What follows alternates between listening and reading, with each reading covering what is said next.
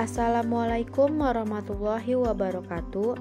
Yang terhormat Ibu Dewi Astuti selaku dosen pengampu mata kuliah Bisnis Internasional dan teman-teman semuanya. Di sini kami akan mempresentasikan makalah manajemen pemasaran internasional yang berjudul Kesiapan Indonesia dalam menghadapi pasar global. Sebelumnya, izinkan saya memperkenalkan diri terlebih dahulu.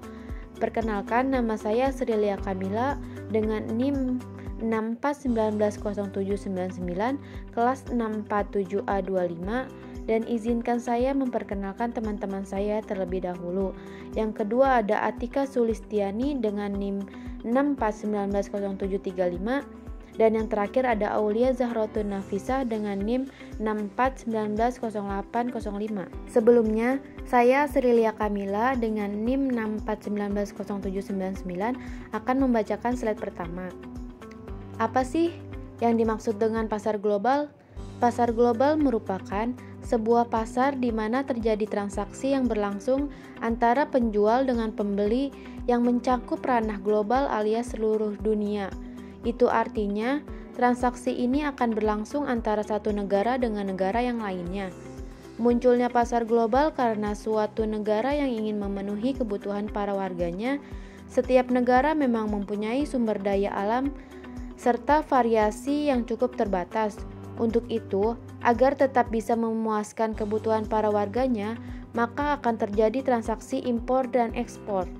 Impor adalah sebuah negara membeli barang dari negara lain, sementara ekspor merupakan negara yang menjual barang atau produknya ke negara lain. Slide selanjutnya akan dibacakan oleh Aulia Zahratun Nafisah. Perkenalkan, nama saya Aulia Zahratun Nafisah dengan NIM 64190805. Saya akan membacakan slide ketiga, yaitu kesiapan Indonesia dalam menghadapi pasar global. Munculnya globalisasi tentunya membawa dampak bagi kehidupan suatu negara termasuk Indonesia, khususnya dalam perekonomian Indonesia. Indonesia harus siap dalam menghadapi pasar global, maka dari strategi yang dilakukan diantaranya yaitu 1. Penguatan daya saing ekonomi, 2. Program ACI atau Aku Cinta Indonesia, 3. Penguat sektor UMKM, 4. Perbaikan infrastruktur, 5. Peningkatan kualitas SDM, dan yang terakhir reformasi kelembagaan dan pemerintahan. Yang pertama yaitu penguat daya saing ekonomi. Pada tanggal 27 Mei 2011, pemerintah meluncurkan Master Plan Percepatan dan Perluasan Pembangunan Ekonomi Indonesia atau MP3EI.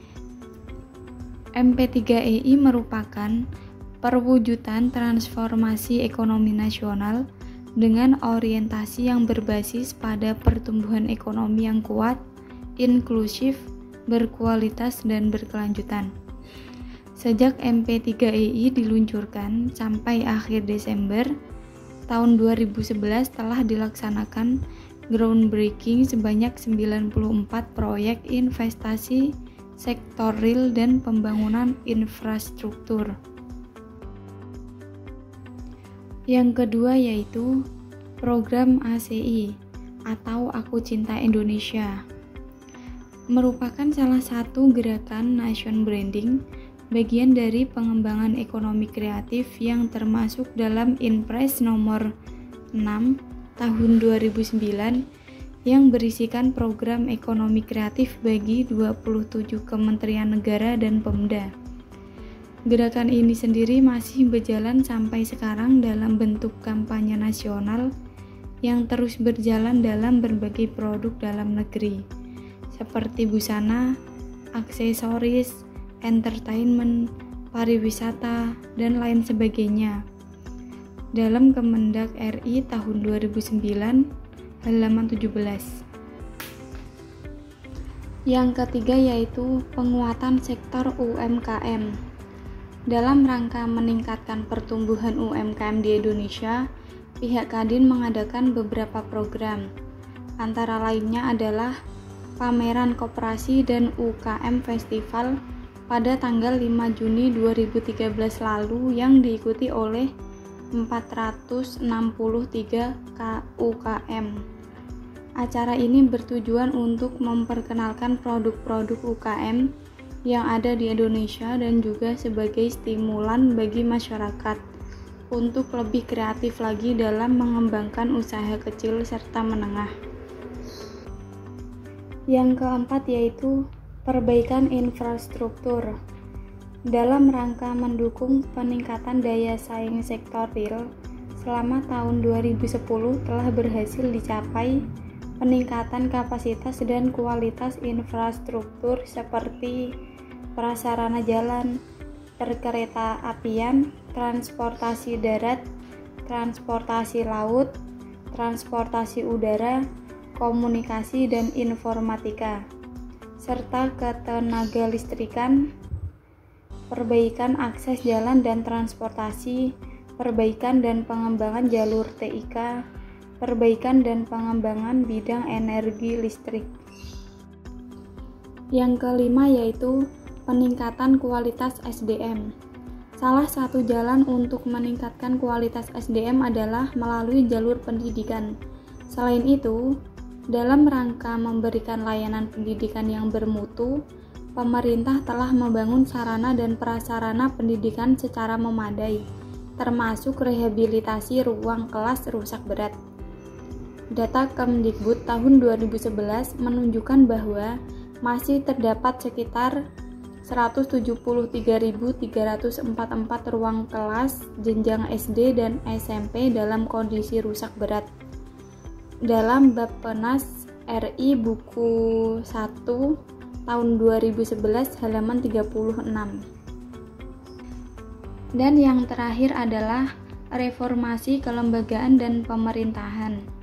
Dalam rangka mendorong percepatan pencegahan dan pemberantasan korupsi, telah ditetapkan Strategi Nasional Pencegahan dan Pemberantasan Korupsi Jangka Panjang 2012 hingga 2025 dan Menengah 2012 hingga 2014 sebagai acuan bagi seluruh pemangku kepentingan untuk pelaksanaan aksi setiap tahunnya. Upaya penindakan terhadap tindak pidana korupsi ditingkatkan melalui koordinasi dan supervisi yang dilakukan oleh KPK kepada kejaksaan dan kepolisian. Dan slide selanjutnya akan dibacakan oleh Atika. Perkenalkan, nama saya Atika Sulistiani, NIM 6419735. Saya akan menjelaskan implementasi Good Corporate Governance, merupakan sistem yang mengatur dan mengendalikan perusahaan yang menciptakan nilai tambah untuk semua stakeholder. Governance merupakan suatu sistem di mana yang mengoperasikannya adalah manusia. Adapun kesuksesan penerapannya sangat bergantung pada integritas dan komitmen. Hal yang membedakan praktik good governance di suatu negara adalah good governance sebagai sistem karena harus selalu menyesuaikan dengan sistem hukum, keadaan dan perkembangan kemajuan serta kultur bangsa itu sendiri. Good corporate governance merupakan sistem yang mengendalikan dan mengkoordinasikan berbagai partisipan dalam menjalankan bisnis perusahaan sehingga jalannya bisnis perusahaan tersebut dapat memfasilitasi perusahaan untuk yang pertama menunjukkan akuntabilitas dan tanggung jawab, yang kedua menjamin adanya keseimbangan di antara berbagai kepentingan dari pemangku kepentingan atau memberikan perlakuan yang adil bagi seluruh pemangku kepentingan, termasuk menghargai hak dari pemegang saham untuk memperoleh informasi yang benar dan tepat pada waktunya. Ketiga, melakukan pengungkapan dan transparan dalam setiap informasi seperti informasi tentang kinerja perusahaan, kepemilikan maupun pemangku kepentingan, termasuk juga transparan dalam membuat suatu keputusan. 4 komponen utama yang diperlakukan dalam konsep GCG ini yaitu famous, transparansi, accountability, dan responsibility. Keempat komponen tersebut penting karena penerapan prinsip GCG secara konsisten terbukti dapat meningkatkan kualitas laporan keuangan.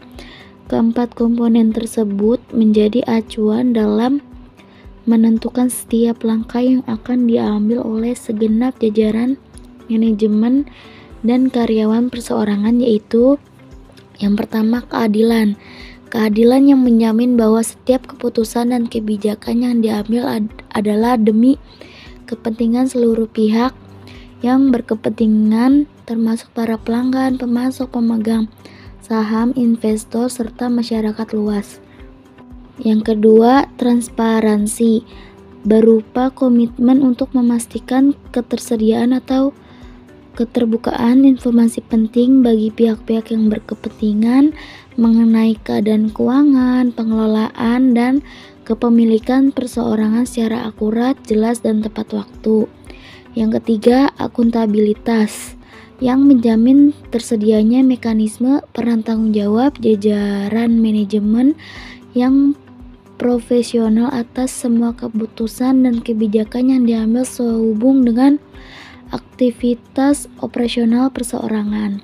Yang terakhir, tanggung jawab yang mencakup adanya deskripsi yang jelas tentang peranan dari semua pihak dalam mencapai tujuan bersama, termasuk memastikan dipatuhinya peraturan serta nilai-nilai sosial. Selanjutnya, saya akan menjelaskan penerapan implementasi Good Corporate Governance di Indonesia. Perusahaan-perusahaan di Indonesia belum mampu melaksanakan corporate governance dengan sungguh-sungguh sehingga perusahaan mampu mewujudkan prinsip-prinsip good corporate governance dengan baik. Hal ini disebabkan oleh adanya sejumlah kendala yang dihadapi oleh perusahaan-perusahaan tersebut. Pada saat perusahaan berupaya melaksanakan corporate governance demi terwujudnya prinsip-prinsip good corporate governance dengan baik, kendala ini dapat dibagi 3, yaitu kendala internal, kendala eksternal, dan kendala yang berasal dari struktur kepemilikan. Slide selanjutnya akan dibacakan oleh Asrilia Kamila. Baik, saya akan melanjutkan slide selanjutnya, yaitu kesimpulan. Kesimpulannya adalah penerapan tata kelola perusahaan kian menjadi faktor penentu yang strategi bagi perusahaan agar dapat senantiasa meningkatkan nilai serta memelihara proses pertumbuhan yang berkelanjutan. Oleh karenanya, setiap perusahaan perlu terus meningkatkan kerja kerasnya agar dapat mengambil manfaat dari penerapan tata kelola perusahaan yang baik. Percayalah, kita mampu jika memang sungguh-sungguh mau melakukannya. Jika prinsip GCG ini dilaksanakan secara sungguh-sungguh, bisa dipastikan perusahaan akan memiliki landasan yang kokoh dalam menjalankan bisnisnya. Secara eksternal, perusahaan akan lebih dipercaya investor, yang berarti nilai pasar sahamnya akan terus membumbung. Mitra kerja pun tak ragu mengembangkan hubungan bisnis lebih luas lagi. Para pemasok memiliki pegangan yang jelas dan terpercaya serta yakin akan diperlakukan secara adil sehingga bisa memberikan harga yang terbaik, yang berarti menciptakan efisiensi bagi perusahaan. Para kreditur pun memiliki kepercayaan tinggi untuk menguncurkan kreditnya yang mungkin kita perlukan untuk membuat perluasan usaha. Sekian presentasi dari kelompok kami, kurang lebihnya mohon maaf. Wabillahi taufiq wal hidayah. Wassalamualaikum warahmatullahi wabarakatuh.